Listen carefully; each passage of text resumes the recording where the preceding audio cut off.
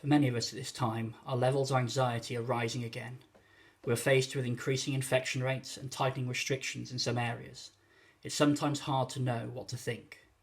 When each day may bring a new announcement with the possibility of significant impact on our lives, it can be a tiring time, especially when things had seemed to be moving in the right direction and returning to some level of normality.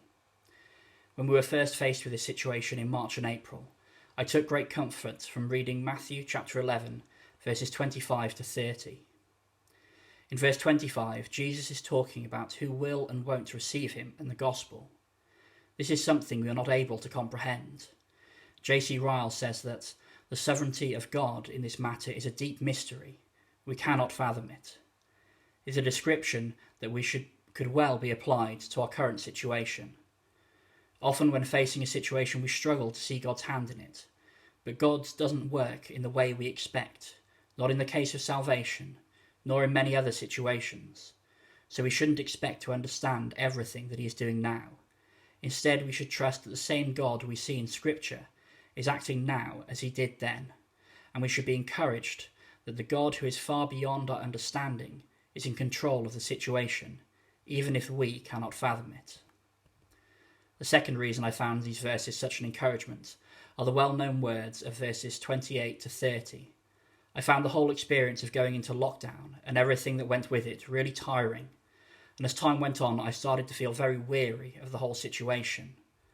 I'm sure this has been the experience of many of us, facing different situations and taking on extra burdens have left us weary, and with no clear end in sight we can feel very discouraged. That's why these verses are so helpful. Jesus calls us to come to him with all our burdens and all our weariness and promises us rest.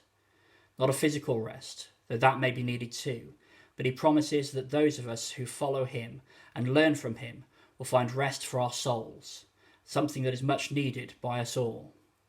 We can be tempted at times like this to keep going in our own strength, but as we heard from Richard yesterday morning, this type of self-reliance is the opposite of faith.